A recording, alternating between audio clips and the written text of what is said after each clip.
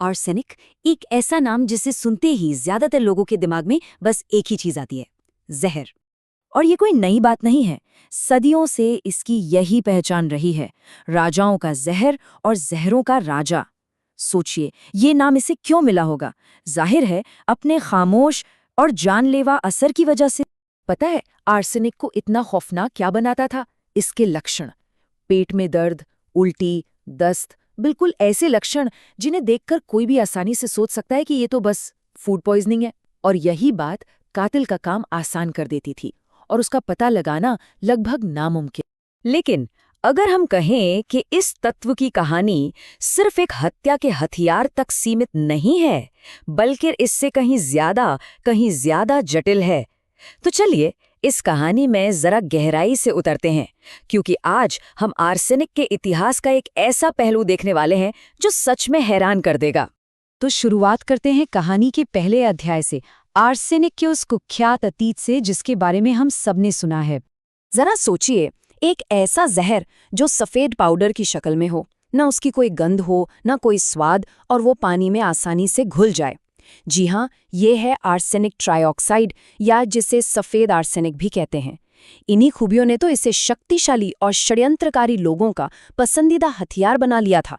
खामोशी से अपना काम कर जाता था और किसी को कानों कान खबर तक नहीं होती थी। और इसका इस्तेमाल इतिहास में भरा पड़ा है। 55 ईस्वी में सम्राट नीरो ने अपने सौतेले भाई को रास्ते से हटाने के लिए इसका इस्तेमाल किया। फिर 15वीं सदी में इटली का बदनाम बोर्जिया परिवार, वो तो इसके इस्तेमाल के लिए कुख्यात था। यहाँ तक कि 17वीं सदी के फ्रांस में तो इसका नाम ही पड़ गया था विरासत का पाउडर। समझ रहे ना, सत्ता और संपत्ति के लिए अपने दुश्मनों को खत्म करने का ये एक अचूक तरीका बन गया था।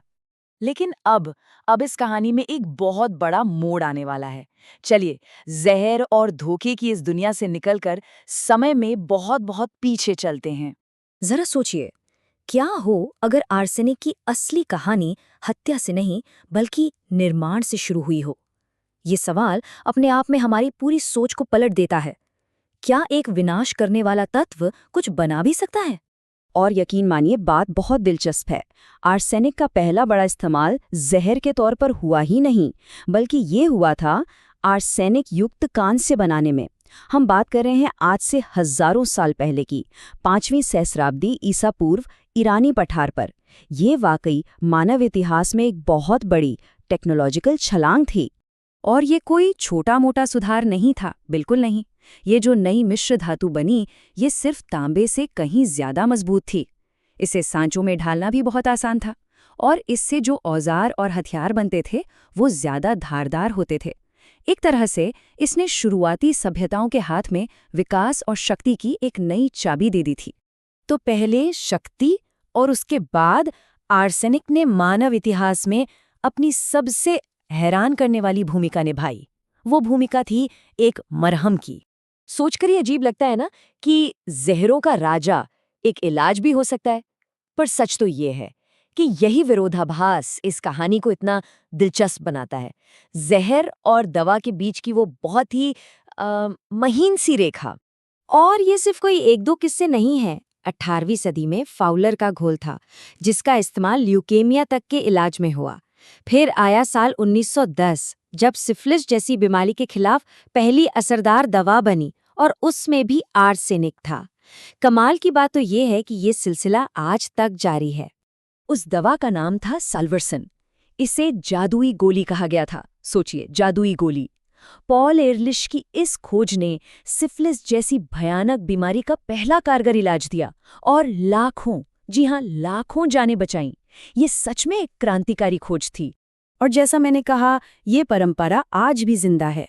आज की मॉडर्न मेडिसिन में कीमोथेरेपी के दौरान आर्सेनिक ट्राइऑक्साइड का इस्तेमाल होता है, कुछ खास तरह के ब्लड कैंसर से लड़ने के लिए। ये इस बात का सबसे बड़ा सबूत है कि अगर मात्रा सही हो और इस्तेमाल का तरीका सही हो तो एक जहर भी जिंदगी बचा सकता है। ठीक है, तो हमने जहर देख लिया, हथियार देख लिया और दवा भी देख ली, पर कहानी अभी खत्म नहीं हुई है।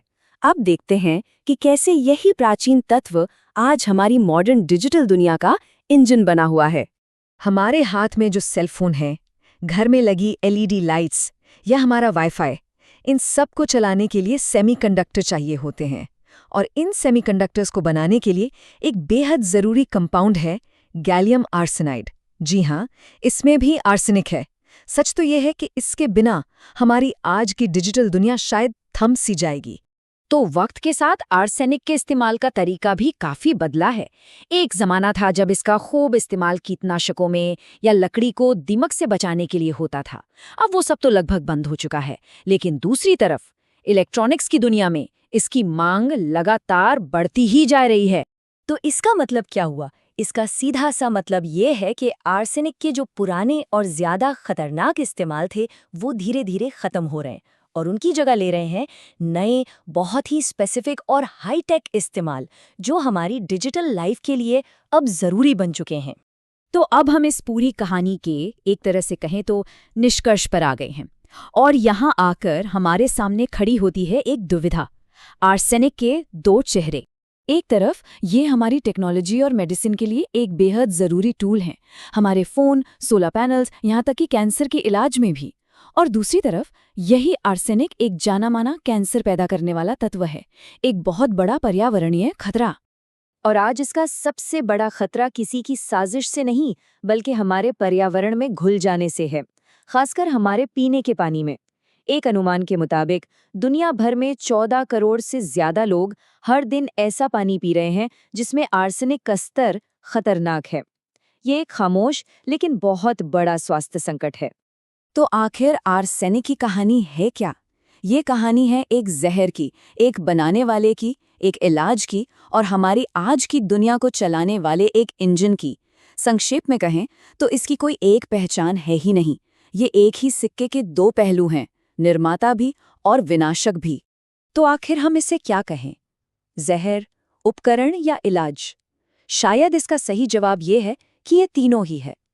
और आर्सेनिक की कहानी असल में मानवता की कहानी है, एक ऐसे शक्तिशाली और खतरनाक तत्व को समझने और काबू में करने के हमारे लगातार संघर्ष की कहानी। और ये हमें हमेशा याद दिलाती है कि प्रकृति की शक्तियों का इस्तेमाल करना हमेशा एक बहुत बड़ी जिम्मेदारी के साथ आता है।